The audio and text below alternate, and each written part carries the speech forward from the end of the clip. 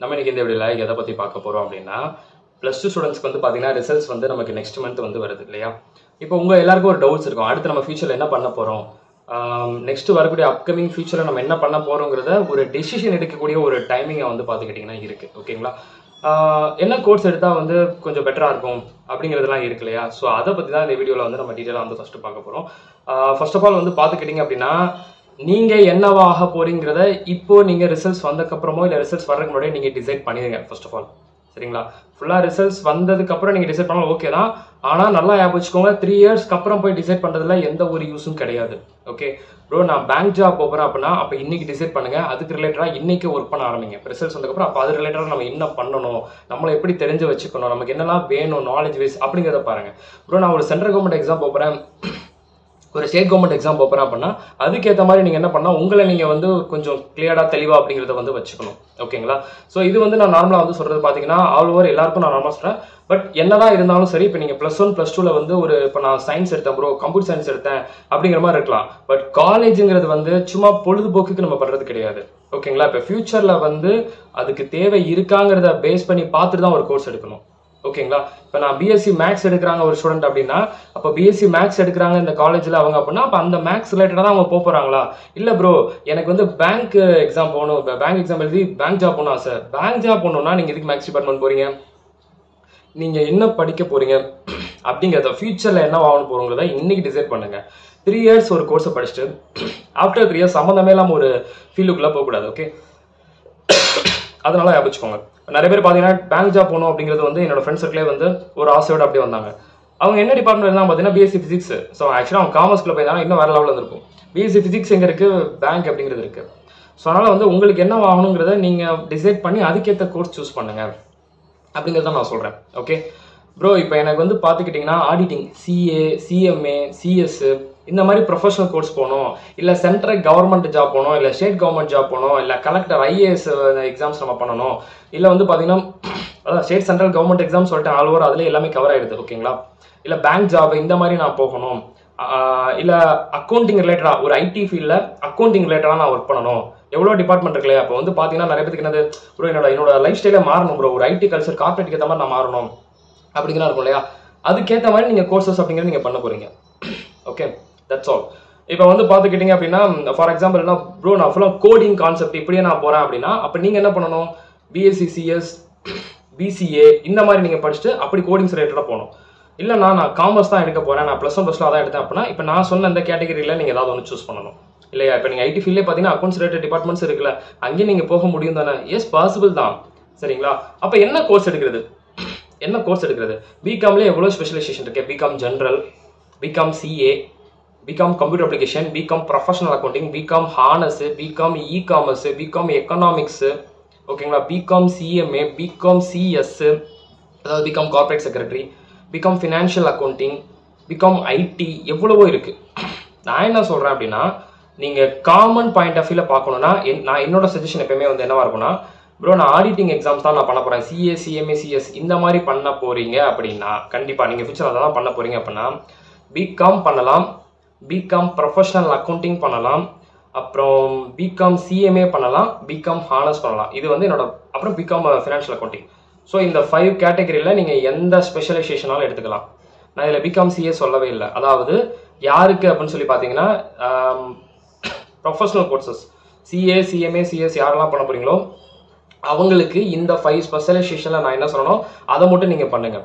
+2 results வருது, உங்களோட future வந்து பார்த்தீங்கன்னா சிஎம்ஏ, சிஎஸ் இந்த மாதிரி நீங்கள் பண்ண போறீங்க அப்படின்னா நான் சொன்ன இந்த கேட்டகரியில் நீங்கள் எதை சூஸ் பண்ணாலும் உங்களுக்கு ரொம்பவே பெட்டராக இருக்கும். சரிங்களா. That's all.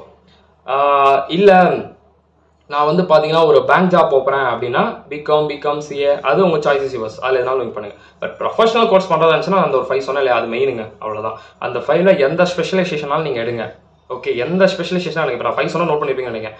அந்த 5ல எந்த ஸ்பெஷலைசேஷனாலும் எடுங்க, தப்பே கிடையாது. தாராளமாக வந்து பார்த்தீங்கன்னா உங்களுக்கு கரியருக்கு அந்த ப்ரொஃபஷனல் கோர்ஸ்க்கு எல்லாம் ரொம்ப யூஸ்ஃபுல்லாக இருக்கும். ஏன்னா நான் சும்மா கவர்மெண்ட் ஜாப் தானே போகிறேன் அப்படின்னா பிகாம்ல எந்த ஸ்பெஷலைசேஷனாலும் நீங்கள் எடுத்துக்கோங்க. பட் அதில் இப்போ நான் சொன்னதை எடுத்தீங்கன்னா என்றைக்குமே காமன் தான். அதெல்லாம் இப்போ பிகாம் ஜெனரலாக எடுத்தீங்கன்னா காமன் தான் நமக்கு, அது பிகாம் பிஏ எல்லாமே காமன். ஸோ தாராளமாக இதை நீங்கள் சூஸ் பண்ணிக்கலாம். Okay, that's all. Computer point of view சொன்னதுக்கு நான் பிஎஸ்சி சிஎஸ், பிசிஏ அந்த மாதிரி நான் சொல்லியிருந்தேன். BSc chemistry, BSc biology, BSc biotech இதெல்லாம் சொல்றீங்கல்ல, இதெல்லாம் வந்து ஃபியூச்சர்ல வந்து நீங்க என்ன ஆக போறீங்கிறத பேஸ் பண்ணி அதை சூஸ் பண்ணுங்க. ஆனால் எனக்கு லேப் ரிலேட்டடாக அந்த கெமிஸ்ட்ரி இந்த கெமிக்கல் ரிலேட்டடாக பிஸ்னஸ் பண்ண ஆசை அப்படின்னா அப்போ அது ரிலேட்டடாக நீங்கள் பார்த்துப்போங்க. சம்பந்தமே எல்லாம் ஃபியூச்சரில் பேங்க் ஜாப் போகிறவங்க இதெல்லாம் வந்து எடுக்காதீங்க. இது உங்களுக்கு 3 இயர்ஸ் கரியரே வந்து பார்த்தீங்கன்னா ஒரு லைஃபே வந்து வேஸ்ட் பண்ணுற மாதிரி ஆகிடும். ஒன்று படித்தாலும் நம்ம யூஸ்ஃபுல்லாக பண்ணணும், சரிங்களா? அதனால மட்டும் அதை ப்ராப்பராக நீங்கள் பண்ணுங்கிறது என்னோட personal suggestion. Okay, that's all. So அதனால் இந்த கோர்சஸ் அப்படிங்கிறது வந்து கொஞ்சம் நீங்கள் நல்லா ஒரு இம்பார்ட்டன்ஸ் அப்படிங்கிறத கொடுங்க. பார்த்து சூஸ் பண்ணுங்கள், வேஸ்ட் பண்ணாதீங்க. பிஎஸ்சி மேக்ஸ் படிச்சிடுறீங்க, 3 இயர்ஸ் நல்லா போயிடுது, அதுக்கப்புறம் பார்த்தா பேங்க் ஜாப்ல இருக்கீங்க. பேங்க் ஜாப் போகிறவங்க எதுக்கு பிஎஸ்சி மேக்ஸ் பார்க்கணும்? ஓகே, எனக்கு புரியல. ஆக்சுவலாக ஒரு commerce world accounting related work நீங்கள் அங்கே பார்க்க போறீங்க, எதுக்கு நீங்கள் மேக்ஸ் அப்படிங்கிறதுக்கு நீங்கள் பார்த்து வந்தீங்க?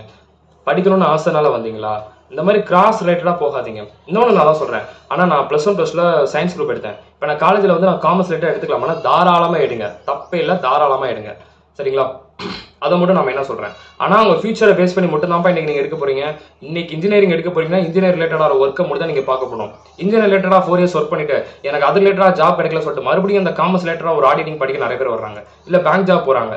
அதாவது இந்த மாதிரி பண்ணும்போது டைம் வேஸ்ட் தயவு செஞ்சு பண்ணாதீங்க. உங்களுக்கு இன்ஜினியரிங் போனோம்னா அப்போ அது ரிலேட்டட் அங்கிட்டே போயிடணும், திரும்ப இங்கிட்டு வரக்கூடாதுன்னு சொல்லிட்டு நீங்கள் ஃபோக்கஸ் பண்ணிக்கோங்க, சரிங்களா? அது ஒன்று மட்டும் தான் நம்ம என்ன சொல்வேன். இப்போ இந்த சிஏ, சிஎம்ஏ, சிஎஸ் அப்படிங்கிறதுக்குல இதெல்லாம் ப்ரொஃபஷனல் கோர்சஸ் இருக்குல்ல, இதில் வந்து பார்த்தீங்கன்னா சிஎம்ஏ அப்படிங்கிற அதாவது காஸ்ட் அண்ட் மேனேஜ்மெண்ட் அக்கௌண்டன்ட் அப்படிங்கிற ஒரு எக்ஸாம்ஸ் இருக்கு இல்லையா, இதை பற்றி நான் டீட்டெயிலாக வந்து பார்த்தீங்கன்னா இப்போ இந்த வீடியோவில் நான் சொல்கிறேன். இப்போ நீங்கள் சிஎம்ஏ அப்படிங்கிற ஒரு கோர்ஸ் இருக்குது, காஸ்ட் அண்ட் மேனேஜ்மெண்ட் அக்கௌண்டன்ட். இப்போ எப்படி நம்ம ஒரு சார்ட்டர்ட் அக்கௌண்டன்ட் சிஏ சொல்கிறோம்ல, அதே மாதிரி இங்கே வந்து காஸ்ட் அக்கௌண்டன்ட், காஸ்ட் ஆடிட்டர்ஸ் அப்படிங்கிற மாதிரி வந்து இங்கே சொல்லுவாங்க. இது யாரெல்லாம் பண்ணலாம்? ஆடிட்டர் பசங்க மட்டும் தான் பண்ணணுமா? நல்லா வந்து சோர்ஸ் ஆஃப் அதாவது பேரண்ட்ஸ்க்கு வந்து நல்ல ஒரு சோர்ஸ் ஆஃப் இன்கம் அப்படிங்கிற நிறையா இருக்கணும், அவங்க தான் பண்ணணுமா அப்படின்னா நீங்கள் அப்படிலாம் கிடையாதுங்க.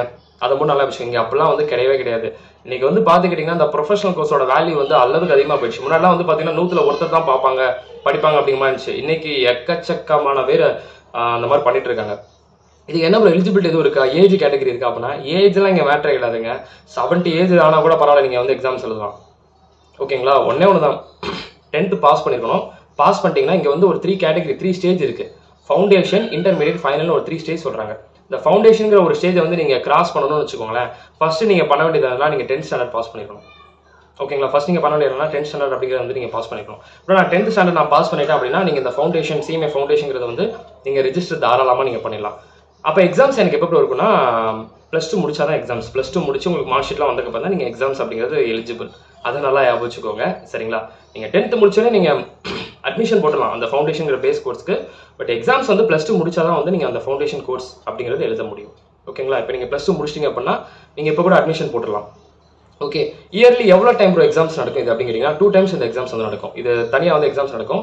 இது வந்து பார்த்தீங்கன்னா உங்களுக்கு வந்து என்னன்னா ஜூன் டேர்ம் ஒரு எக்ஸாம் நடக்கும், டிசம்பர் டேர்ம் ஒரு எக்ஸாம் நடக்கும், சரிங்களா? இப்போ நீங்கள் ஃபவுண்டேஷன் அப்படிங்கும் போது ஃபுல் அண்ட் ஃபுல்லி 1 வேர்டு தான், MCQ தான்.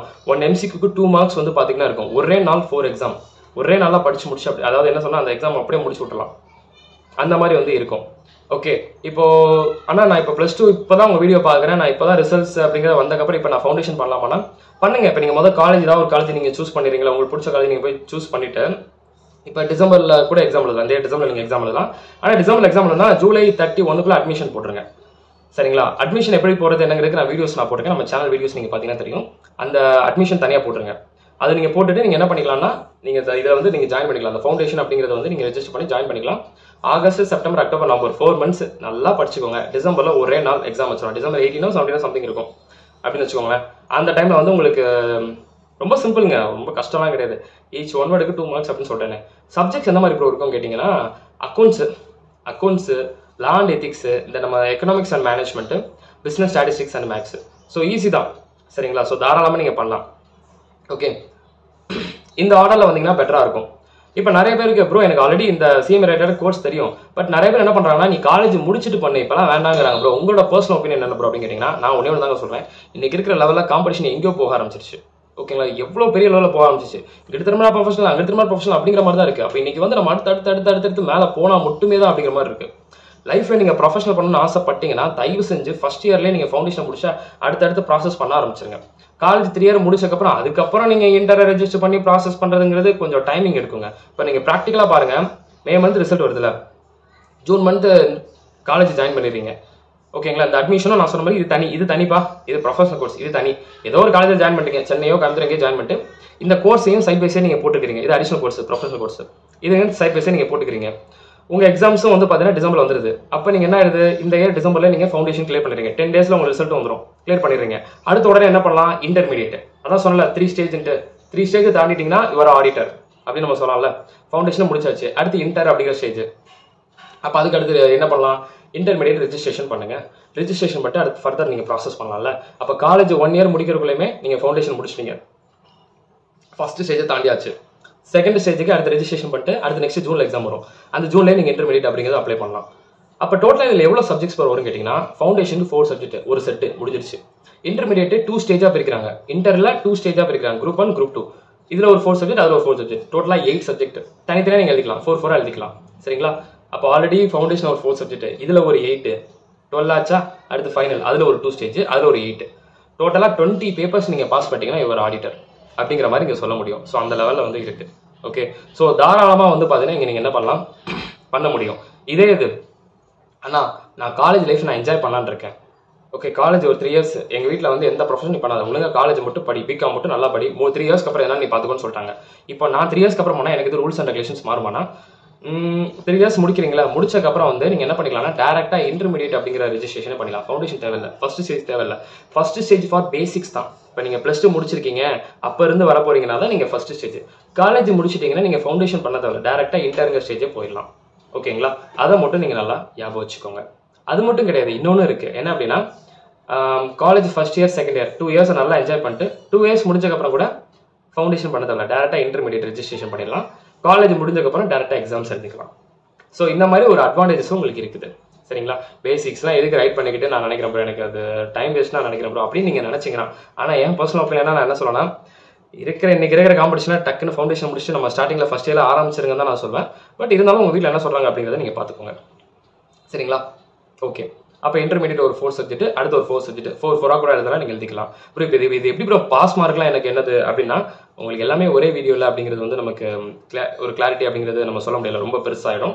ஸோ சேனல் வீடியோஸில் வந்து நமக்கு வந்து பார்த்தீங்கன்னா சிஎம்ஏ கோர்ஸ் டீடைல்ஸ் சொல்லிட்டு பிளேலிஸ்ட் இருக்குது. அதில் ஒன்றா நீங்கள் பார்த்தீங்கன்னா இன்னும் நிறையா சொல்ல முடியும். ஏன்னா ஒரே வீடியோவில் நம்ம எல்லாத்தையும் சொல்ல முடியாது, இல்லை ட்ரைனிங் இருக்குது, எவ்வளோ ப்ராசஸ் வந்து இருக்குது. அது ஸ்டெப் பை ஸ்டெப்பாக நம்ம சொல்லணும்னா ஒரு வீடியோவில் நான் சொன்னால் உங்களுக்கு எல்லாமே புரியாது. ஸோ அதனால் வந்து பார்த்தீங்கன்னா சேனல் பிளேலிஸ்ட் அப்படிங்கிறது வந்து நீங்கள் ஃபாலோ பண்ணிக்கோங்க. ஓகேங்களா? That's all bro. ஜென்ரலாக இதுக்கு வந்து எவ்வளோ இயர்ஸ் டைம் எடுக்கும் அப்படின்னு சொல்லி கேட்டிங்கன்னா, நார்மலாக வந்து நீங்கள் அட்டம்ப்டே வைக்காமல் ட்ரை பண்ணிங்கன்னா ஒரு 3.5 years முடிச்சிடலாம். எல்லா அட்டம்ப்ட்ல டக்குன்னு பாஸ் ஆகிடுங்க, 3.5 years முடிச்சிடலாம். அட்டம்ப்ட் வைக்கிறீங்க அப்படின்னா ஒரு 5 years, ஒரு 6 years, ஒரு 7 years அப்படின்னு போகலாம். சரிங்களா? ஸோ அதனால் வந்து இது அது ஒரு பெரிய ப்ராப்ளம் அப்படிங்கிறது, ஒரு கஷ்டமானது அப்படிங்கிறதுலாம் கிடையாது. அதனால ஞாபகம். சரிங்களா? இப்போ உங்களோட ஒப்பீனியன் என்ன ப்ரோ, இந்த ப்ரொஃபஷனல் கோர்ஸ் பண்ணலாங்கிறீங்களா பண்ணக்கூடாதுங்கிறீங்களா? நான் ஒன்றே ஒன்று சொல்லட்டா. இப்போ நீங்கள் ஒரு பேங்க் ஜாப் போறீங்கன்னு வச்சுக்கோங்க. ஓகேங்களா? இப்போ ப்ரொஃபஷனலாக நீங்கள் வரலாம், நீங்கள் சிஏ சிஎம்ஏ சிஎஸ் எதுக்குள்ளே வரல, ஒரு பேங்க் எக்ஸாம் எழுதி ஒரு பேங்க் ஜாப் போறீங்க. ஓகே, இப்போ ஒரு பேங்க் ஜாப் ஒரு 25,000 சேலரி வாங்குறேன்னு வச்சுக்கோங்க. இப்போ நீங்கள் ஃபர்தராக வந்து நீங்கள் அடுத்தடுத்து மேலே போகணுன்னா நீங்கள் என்ன பண்ணணும், அதுக்கேற்ற மாதிரி எக்ஸாம்ஸ், அதுக்கேற்ற மாதிரி அந்த பேங்க் ரிலேட்டடாக எக்ஸாம்ஸ் ரைட் பண்ணி அந்த ப்ரொமோஷன் அதுக்கேற்ற மாதிரி நீங்கள் போகணும். அதே இது நீங்கள் ஒரு பிகினராக அந்த இடத்துல நீங்கள் ஜாயின் பண்ணி, ஓகேங்களா, ஒரு கிளர்க்கல் போஸ்ட்டில் இருந்து இந்த சிஎம்ஏங்கிற ஒரு கோர்ஸையும் சைட் பை சைடு முடிச்சுன்னு வச்சுக்கோங்களேன், உங்கள் லெவல் வேறு லெவல் உங்கள் பேங்க்கில். சீரியஸாக அந்த மாதிரி அடுத்து ஃபர்தராக நம்ம மேலே போகணும்னா, இந்த ப்ரொமோஷன் ஆகணும் அப்படின்னு சொல்கிறீங்கல்ல, அதுக்கெல்லாம் வந்து இந்த கோர்ஸ் உங்களுக்கு ரொம்பவே யூஸ்ஃபுல்லாக வந்து இருக்கும். சரிங்களா? That's all. ஸோ அதனால் வந்து பார்த்துக்கிட்டிங்கன்னா இது உங்களுக்கு ரொம்பவே யூஸ்ஃபுல்லாக இருக்கும் அப்படிங்கிறது தான் ஒன்று. ஓகே, அது மட்டும் தான். அப்படின்னா சென்ட்ரல் கவர்மெண்ட் ஜாப் போகிறோம், 25,000 சேலரி கொடுக்குறாங்க. ஓகே, ஃபர்தராக நீங்கள் மேலே போனோம் அப்படின்னா என்ன பண்ணுறாங்க, இப்போ நீங்கள் 25,000 கொடுத்தா 25,000 சேலரி வாங்குறீங்க இருக்கீங்க. உங்களுக்கு ஆப்போசிட்டில் யாரோ உங்களோட கொலீக் புதுசாக ஒருத்தர் வராரு, அவர் சேம் இன்டரோ ஃபைனல் வரைக்கும் முடிச்சான்னு வச்சுக்கோங்களேன். உங்களுக்கு அடுத்து தான் வராரு, ஆனால் உங்களோட சேலரி அதிகமாக வாங்குவார், முன்னாடி போயிடுவார். இப்போ நமக்கு எப்படி இருக்கும், சார் நம்ம இந்த கோர்ஸ் அப்போவே நம்ம பண்ண மாட்டோமோ அப்படின்னு ஒரு ஃபீல் இருக்கும்ல. அதுக்காகத்தான் நம்ம இன்னைக்கு வந்து சொல்கிறது. இன்னைக்கு ப்ரொஃபஷனல்ங்கிறது அன்னைக்கு இருக்கிற காலத்தில் எப்படி இருந்துச்சு, வெறும் ஆடிட்டர்ஸ் அப்படிமா இருந்துச்சு. இன்னைக்கு அப்படி இல்லைங்க. இப்போ என்ன ஒர்க் ப்ரோ பண்ணலாம், சிஎம்ஏன்னு சொல்கிறீங்க, என்ன ஒர்க் பண்ணலாம் அப்படின்னா ஒன்றும் இல்லை. நான் தான் சொன்னேன், இப்போ நீங்கள் சிஎம்ஏ முடிச்சிட்டிங்க, சைட் பை சைடு ஒரு பேங்க் எக்ஸாம் எழுதுறீங்கன்னு வச்சுக்கோங்க. அந்த பேங்க்கு இங்கே கையில் சிஎம்ஏ, இந்த ரெண்டும் சேர்ந்து உள்ளே போகும்போது நீங்கள் பெரிய போஸ்ட்டுக்குள்ளே போயிருவீங்க. ஒரு இபி எக்ஸாம் நீங்கள் ரைட் பண்ணியிருக்கீங்க, இங்கிட்ட சிஎம்ஏ எக்ஸாம் கிளியர் பண்ணிட்டீங்க, யூஜியும் பாஸ் பண்ணிட்டீங்க, எல்லாம் மொத்தமாக சேர்ந்து ஒரு இடத்துல வரும்போது டாப் மோஸ்ட் பெரிய இடத்துல போயிருவீங்க. ஸோ அதுக்காக உங்களோட ஃபர்தர் ப்ரொமோஷனுக்கு வந்து பார்த்தீங்கன்னா இந்த ஒரு அடிஷ்னல் கோர்ஸ் உங்களுக்கு ரொம்பவே வந்து யூஸ்ஃபுல்லாக இருக்குது. முன்னாடி ஆடிட்டர் படிக்கணும் ஆசைப்படுறவங்க மட்டும் தான் அங்கே போவாங்க. இன்றைக்கி வந்து பார்த்துக்கிட்டிங்கன்னா இந்த கார்பரேட் வேர்ல்டில் வந்து நமக்கு ஃபர்தராக நம்ம ப்ரொமோஷன் ஆகணும், அடுத்த ஸ்டேஜ் நம்ம போகணும் அப்படின்னா அதுக்காகவே இந்த கோர்ஸ் பண்ணுறவங்க நிறைய பேர் வந்து இன்றைக்கி இருக்கிற காலத்தில் வந்து இருக்காங்கங்கிறது வந்துருச்சுப்பா. முன்னாடி அப்படி இல்லை, இப்போ அந்த மாதிரி கொண்டு வந்துட்டாங்க. எல்லாரும் அந்த மாதிரி போக ஆரம்பிச்சிட்டாங்க. இப்போ ஒரு சென்ட்ரல் கவர்மெண்ட் ஜாப்பில் ஃபர்தர் ஸ்டேஜ் போகணுமா, இதை பண்ணுங்கள். ஒரு ஸ்டேட் கவர்மெண்ட் ஜாப் ஃபர்தர் இது போகணுமா, இதை பண்ணுங்கள். ஒரு பேங்க்கில் ஃபர்தராக அடுத்து வந்து மேலே ப்ரொமோஷன் அப்படி போகணுமா, இதை பண்ணுங்கள். அங்கே சுற்றி இங்கே சுற்றி எல்லா இடத்துலையும் அந்த ஒரு ப்ரொஃபஷனல் கோர்ஸோட தேவை இங்கே மெயினாக வர ஆரம்பிச்சிச்சு. அதுக்காக சிஎம்ஏ ஃபைனல் முடிச்சுட்டாங்கன்னா உங்களுக்கு சென்ட்ரல் கவர்மெண்ட் ஜாப் டேரெக்டாக ஸ்டேட் கவர்மெண்ட் ஜாப் டேரெக்டாங்கிறது இல்லை. அந்த கவர்மெண்ட் ஜாபுக்கு தனியாக எக்ஸாம் இருக்குல்ல, அந்த கவர்மெண்ட் ஜாப்பு இந்த கோர்ஸ் ரெண்டும் சேரும் போது தான் நான் பெரிய லெவலில் இருக்குன்னு நான் சொன்னேன்.